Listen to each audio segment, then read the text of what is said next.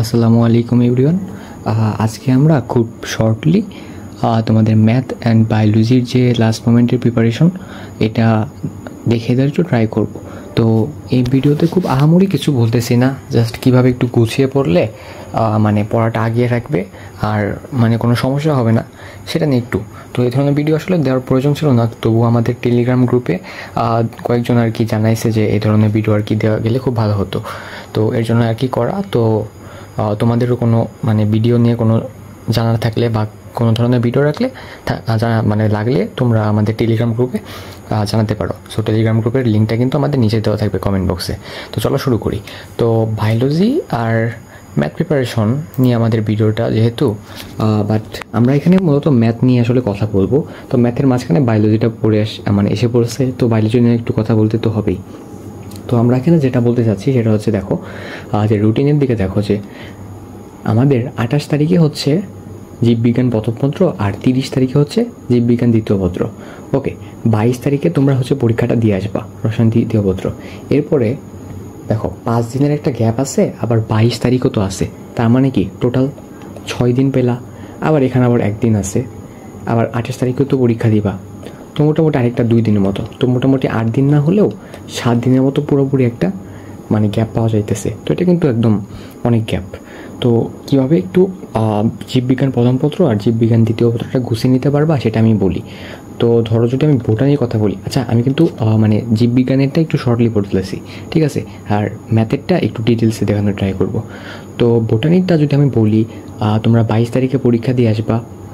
হ্যাঁ, তারপরে রসায়ন দ্বিতীয় পত্র পরীক্ষা দিয়ে আসলে তোমরা কাজ করবা কি, মানে এটা আসলে তোমাদের চয়েস, বাট আমি হচ্ছে এখানে মানে বেটার মনে করবো যে আগে জুলজি দিয়ে স্টার্ট করা, বুঝছো? জুলজি দিয়ে স্টার্ট করা কীভাবে, ধরো 22 তারিখ 23 তারিখ অ্যান্ড 24 তারিখ এই 3টা দিন তোমরা জুলজির একটু যত দূর শেষ করা যায় আর কি। তো এই কয়দিনে আশা করি অন্যদিকে যাবা না। জুলজির এই 3 দিনে মানে যতটুকু আগে রাখা যায়, তাহলে জুলজির ধরো যে 70% মতো যদি আগে রাখা যায় বা 60% যদি আগে রাখা যায় তাহলে কিন্তু অনেক ভালো হয়ে যাবে। তো 24 তারিখ পর্যন্ত এটা তোমরা শেষ করলা। এরপরে 25, 26, 27, ওকে, এই 3 দিন তোমরা কী করতে পারো, এই 3 দিনে তোমরা বোটানিটাকে শেষ করে দিতে পারো। তবে একটা কথা আছে, যারা ইঞ্জিনিয়ারিং প্রিপারেশন নিছো মানে ইঞ্জিনিয়ারিং প্রিপারেশন নিবা, যারা মেডিকেল নিবা তাদের জন্য তো এটা খুবই সহজ হয়ে যাবে। বাট ইঞ্জিনিয়ারিং প্রিপারেশন যারা নিবা তাদের ক্ষেত্রে দেখা যায় যে জুলজি একটু ভালো পারলেও বোটানি একটু কম পারো। তো সেই ক্ষেত্রে তোমরা 24 তারিখ এখানে না লাগিয়ে 24 তারিখ এখানে লাগাতে পারো। তাহলে কিন্তু 22 আর 23 তারিখ তোমাদের জুলজিটা মানে অলমোস্ট 40% পড়ে রাখতে হবে, অ্যান্ড এখানে কিন্তু তোমাদের বোটানি 100% শেষ করতে হবে। এরপরে 28 তারিখে তো পরীক্ষা দিয়ে আসলা, এরপরে জুলজির জন্য 2 দিন তো পড়ছই, আবার 28 তারিখের একটা টাইম থাকবে অর্ধেক, প্লাস 29 তারিখের একটা টাইম থাকবে। তো এখানেও কিন্তু একটু গ্যাপটা পূরণ করা যাবে। তো এটা আসলে তোমাদের চয়েস পুরোটাই, বাট তাও একটু মানে দেখে দেওয়া ট্রাই করলাম। ওকে, এরপর আমরা ম্যাথ নিয়ে কিছু বলবো। তো ম্যাথের আমার এইটা তোমরা একদমই ফলো করতে পারো, কারণ এটা অনেক কার্যকর, ঠিক আছে, কারণ এখান থেকে মানে তোমাদের লাভ হবে আশা করি। তো ম্যাথের ক্ষেত্রে আমাদের গ্যাপ কি আসলে 30, 31, মানে 30 তারিখে তো পরীক্ষা দিয়ে আসলা ওইটা, তারপর 31, 1, 2, 3, 4 তারিখে হচ্ছে তোমাদের ম্যাথ 1 পরীক্ষা, 5 তারিখ গ্যাপ আছে, 6 তারিখে হচ্ছে ম্যাথ 2 পরীক্ষা। তো আমি যেটা বলবো যে ম্যাথ সেকেন্ড, আমি সবসময় এটা বলবো যে ম্যাথ সেকেন্ড আগে করতে। তো তোমাদের এই গ্যাপটা যেটা দেওয়া হয়েছে এটা কিন্তু শুধুমাত্র ফার্স্ট পেপারের জন্য না, ফার্স্ট এবং সেকেন্ড দুইটার জন্য। তো তোমরা কি করবা, ফার্স্টেই ম্যাথ সেকেন্ড যেটা আছে ওইটা দিয়ে ট্রাই করবা শুরু করা। তো 30 তারিখের একটু সময় আছে, 31 তারিখ আছে, আর হ্যাঁ এই 2 দিন হচ্ছে তোমরা ম্যাথের ক্ষেত্রে লাগাবা, বুঝছো? কোনটা, ম্যাথ সেকেন্ড পেপারের জন্য। ম্যাথ সেকেন্ড পেপারের ক্ষেত্রে দেখো এইরকম টাইপের একটা ভাগ থাকে। তো 30 তারিখ যেটা আছে এখানে কিন্তু কমপ্লেক্স নাম্বার একদম খুব সহজে শেষ করে ফেলা যাবে। তো ওই দিন যদি পরীক্ষা দিয়ে আসো একটু টায়ার্ড লাগতে পারে, মানে বিকেলে হয়তো বা নাও পড়তে বসতে পারো বা সন্ধ্যার দিকে বসতে পারো। তো কমপ্লেক্স নাম্বার ওই দিন একদম শেষ করে ফেলবা, কারণ কমপ্লেক্স নাম্বার কিন্তু অনেক সোজা। এরপরে আমি আশা করব যে 31 তারিখে এই 2টা তোমাদের শেষ হয়ে যাবে, যেহেতু এটা রিভাইজ পরীক্ষার আগের দিন, এখানে তো ডিটেলস পড়ার কিচ্ছু নাই। তো ম্যাথ সেকেন্ড পেপারে কিন্তু তোমরা একটা হিউজ লেভেলের আগিয়ে রাখতে পারতেছ। এরপরে 1 থেকে 3 তারিখ পর্যন্ত, 4 তারিখে তো পরীক্ষায়, এই 3 দিন সেকেন্ড পেপারের দিকে কিন্তু যাওয়া যাবে না, কারণ তোমার ফার্স্ট পেপারেও ভালো করতে হবে। ম্যাট্রিক্স এটা কিন্তু সবথেকে সহজ অ্যান্ড বোর্ড পরীক্ষায় সবথেকে বেশি সহজ অ্যান্ড সোজা প্রশ্ন হয়ে থাকে ম্যাট্রিক্স থেকে। এবার কোশ্চেনগুলো অনেকটাই ঘুরিয়ে পেঁচিয়ে অ্যান্ড বেসিক টাইপের করা হচ্ছে, বাট বইয়ের বাইরে আসলে যাওয়ার কোনো সম্ভাবনা নাই। তো আমি আশা করতেছি ম্যাট্রিক্সের বা অন্যান্য সব অধ্যায়ে তোমাদের টাইপ ভিত্তিক যে অঙ্কগুলো আছে সেগুলো তোমরা দাগিয়ে রাখছো। তো আমি আশা করব যে 1 তারিখে ম্যাট্রিক্স একদমই শেষ হয়ে যাবে, প্লাস 1 তারিখে তোমার সরলরেখারও কিছু অংশ শেষ করা যাবে। তো সরলরেখার কিন্তু একটু বড় চ্যাপ্টার, বাট অনেক সোজা। এটা একবার একদম ধরে ফেললে, মানে সূত্রগুলো ধরে ফেললে, বেসিকটা বুঝে ফেললে যে কোনো ম্যাথ দেওয়া যায়। অ্যান্ড সরলরেখার ম্যাথ কিন্তু কমন পড়ে না, ঠিক আছে, বাট টাইপটা কমন পড়ে। তো 1 তারিখে এটারও কিছু অংশ শেষ করলা, প্লাস এখানে 2 তারিখের কিছু অংশ লাগাইলা, আশা করব হয়ে যাবে। এরপরে 2 তারিখে সার্কেলটাও শেষ করে ফেললা, আশা করি হয়ে যাবে। তো মানে 2 তারিখের একটা অংশে এটা শেষ করলা আর সার্কেলটা শেষ করে ফেললা। তো তোমাদের কাজ থাকবে 2 তারিখের মানে 2 তারিখের মিডের মধ্যেই তোমাদের এই 3টাকে গুছিয়ে ফেলা, কারণ এই 3টা থেকে খুব বেশি টাইম দেওয়া যাবে না। এরপরে দেখো এই 3টা নিয়ে হচ্ছে আমাদের সবথেকে সমস্যা, এই 3টা হচ্ছে সবথেকে ঝামেলা। ট্রাইগোনো আছে, ডিফারেন্সিয়েশন আছে, ইন্টিগ্রেশন আছে। এই 3টার মধ্যে আমি সবথেকে বেশি পোলাপান যেটা পারে সেটা যদি বলি সেটা হচ্ছে ডিফারেন্সিয়েশন। ডিফারেন্সিয়েশনের ক্ষেত্রে কিছু কিছু নিয়ম দিলেই মানে পোলাপান পেরে যায়। তো আমি বলবো যে 2 তারিখে ডিফারেন্সিয়েশনটা শেষ করে ফেলা ট্রাই করো। আমি এখানে মনে হয় বলছি যে সরলরেখা 1 আর 2 তারিখ মিলে, এটা আসলে করা উচিত না, কারণ ম্যাট্রিক্সের সরলরেখা একদিনই করা উচিত। এরপরে সার্কেলের জন্য 2-এর অর্ধেক নিলা, আর ডিফারেন্সিয়েশনের জন্য মানে সার্কেলের জন্য ধরো সকালটা শেষ করলা, আর ডিফারেন্সিয়েশনের জন্য একদম রাত পর্যন্ত ট্রাই করলা, তাহলে ডিফারেন্সিয়েশনটা শেষ হয়ে যাবে। এরপরে ট্রাইগোনোমেট্রি অ্যান্ড ইন্টিগ্রেশন, এখানে আমি বলবো যে খুব বেশি মানে জোর খাটানোর দরকার নাই, লাস্ট মুহূর্তে যে প্রিপারেশন যেহেতু। তো এখানে 3 তারিখ যেটা আছে 3 তারিখেই 2টা শেষ করো, অ্যান্ড ট্রাই করো এই 2টার মধ্যে যে কোনো একটা খুব ভালোভাবে, ত্রিকোণমিতি অথবা ইন্টিগ্রেশন, এই 2টার মধ্যে যে কোনো একটা খুব ভালোভাবে শেষ করা ট্রাই করো। আমি এটা বলছি না যে আরেকটা বাদ দিতে, যে কোনো একটা মানে খুব ভালোভাবে রিভাইজ করো, আরেকটা যেন একটু মানে মোটামুটি ধারণার মধ্যে থাকে এরকম করার ট্রাই করো। সবগুলো কিন্তু একসাথে রিভাইজ করতে গেলে একটু ঝামেলা হয়। তাও যদি তোমরা পারো কোনো সমস্যা নাই, যদি আগে থেকে দাগানো থাকে কোথায় কী লিখতে হবে এগুলো যদি দাগানো থাকে, মানে কোন অঙ্কগুলো ইম্পর্টেন্ট, কোন অঙ্কগুলো তুমি পারো না ওগুলো যদি সিলেক্ট করা থাকে তাহলে কিন্তু কোনো সমস্যা নাই। বাট একটু যদি তোমরা সিদ্ধান্তহীনতায় ভোগো তাহলে আমি বলবো যে ডিফারেন্সিয়েশনটা একদম কমপ্লিট করে ফেলবা, অ্যান্ড ট্রিকোণমিতি আর ইন্টিগ্রেশনের মধ্যে তোমার যেটা ভালো লাগে সেটা আগে শেষ করো। ওইটা আগে শেষ করার পরে তারপরে আরেকটার মধ্যে যাও। ধরো আমার ক্ষেত্রে যদি বলতাম আমি অবশ্যই ট্রিকোণমিতি করতাম, অ্যান্ড তারপরে আমি ইন্টিগ্রেশনটা রেখে দিতাম, কারণ ইন্টিগ্রেশন একটু ঝামেলা হয় আর কি। তো লাস্টে যদি ক্ষেত্রফল থেকে দেয় তাহলে কোনো ঝামেলা হয় না, বাট সামনে থেকে দিলে একটু ঝামেলা হতে পারে। ট্রিকোণমিতির ক্ষেত্রে আসলে মুখস্থ টাইপের ম্যাথ অনেক থাকে বুঝছো, যেগুলো আর কি মানে বইয়ে থাকে ওগুলাই তুলে দেয়। তো আসলে তোমার উপর নির্ভর করবে যে ত্রিকোণমিতি এবং ইন্টিগ্রেশনের মধ্যে কোনটা তুমি বেশি পারো এটার উপরে।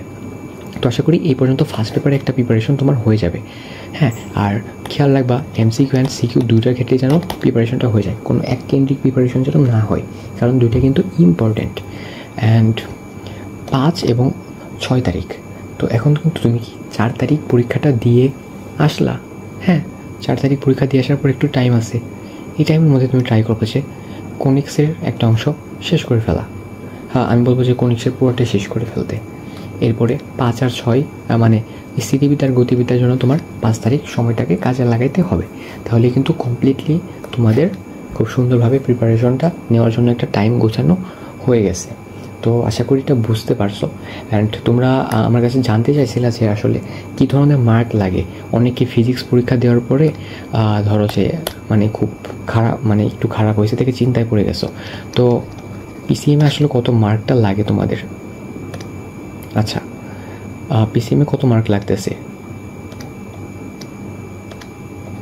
আচ্ছা, যদি আমি বলবো যে ইঞ্জিনিয়ারিং প্রিপারেশন নিতেছো তো বুয়েটের ক্ষেত্রে তোমাদের সবথেকে বেশি আগ্রহ বেশি, যদিও অ্যাডমিশন টাইমে গেলে তোমাদের আসলে সব দিকের প্রিপারেশনটাই নিতে হবে, শুধুমাত্র বুয়েটের রিটেনের জন্য না, পিলির জন্য কিংবা সিকিউরিটির MCQ ওগুলো নিয়েও প্রিপারেশন নিতে হবে। তো বুয়েটের জন্য যদি বলি 2025 সাল অর্থাৎ যে HSC 24 ব্যাচের জন্য বুয়েটে কিন্তু অ্যাবাউট 89%, আমি যদি ভুল না করি 89% মার্ক লাগে। অ্যান্ড 89% কি তোমাদের PCM-এর ফুল মার্ক, কোনো একটা সাবজেক্টের মার্ক কিন্তু না, তো যারা ফিজিক্স কিন্তু কেমিস্ট্রিতে একটু খারাপ করছো তাদের কিন্তু ম্যাথে কিন্তু ওটা পুষিয়ে নেওয়ার সুযোগ আছে। এরপরে যদি বলো সিকিউরিট যদি বলো সিকিউরিটে কিন্তু যদি বলো কুয়েটে হচ্ছে তোমাদের গ্রেড সিস্টেম, বুঝছো, 5টা, সেটা হচ্ছে PCME। এখানে যদি 18 থাকে বা 18 যদি থাকে তাহলেই হচ্ছে তোমরা পরীক্ষা দিতে পারবা, এখানে কোনো সমস্যা হয় না। অ্যান্ড HSC 24 পাসের ক্ষেত্রে কুয়েটে যারা আবেদন করছিল সবাইকে পরীক্ষা দিতে দিছে, অ্যাবাউট 23,000 বা 24,000-এর মতো সবাইকে পরীক্ষা দিতে দিছে।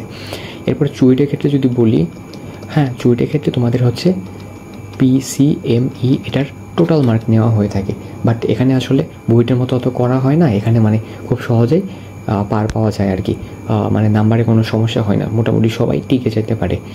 কিছু মানে এক্সেপশন আছে, বাট এখানে আসলে কত পার্সেন্ট মার্ক লাগছে আমি বলতে পারতেছি না, বাট বুয়েটের থেকে অবশ্যই কম, এটা মানে চিন্তা করার কোনো কারণ নাই। ওকে, তো রুয়েটেও হয়তো বা এরকম কিছু আমার এই মুহূর্তে জানা নাই।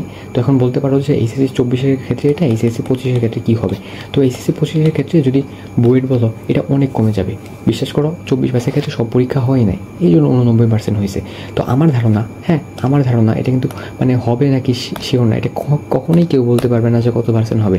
তো আমার ধারণা যে 84 থেকে 85% মার্কে এবার বুয়েটে হয়ে যাওয়ার কথা। আর চুয়েট কিংবা সিকিউরিটির ক্ষেত্রে তোমরা ইজিলি জাস্ট মানে একটা নর্মাল মার্ক ট্রাই করো, মানে 84 থেকে 85% মার্ক রাখা ট্রাই করো PCM-এ, তাহলেই হচ্ছে তোমার ইনশাল্লাহ হয়ে যাবে আর কি, মানে সব জায়গায় পরীক্ষা দেওয়ার জন্য তোমরা এলিজিবল হয়ে যাবা, ঠিক আছে। তো যাদের ফিজিক্স কিংবা কেমিস্ট্রি পরীক্ষা একটু খারাপ হয়েছে তাদের চিন্তার কোনো কারণ নাই, ম্যাথ দিয়ে পুষিয়ে দিতে পারবা। বা কারো ফিজিক্স কেমিস্ট্রি ভালো হয়েছে, ম্যাথ একটু খারাপ হতে পারে, এখানে কিন্তু সমস্যা নেই। তোমাদের কিন্তু পরীক্ষাটার মার্ক যুক্ত হবে হচ্ছে ইন টোটাল, PCM-এর টোটাল, কোনো একটা স্পেসিফিক সাবজেক্টের বা স্পেসিফিক পেপারের না। তো আশা করি এটা তোমাদের বোঝাতে পারছি।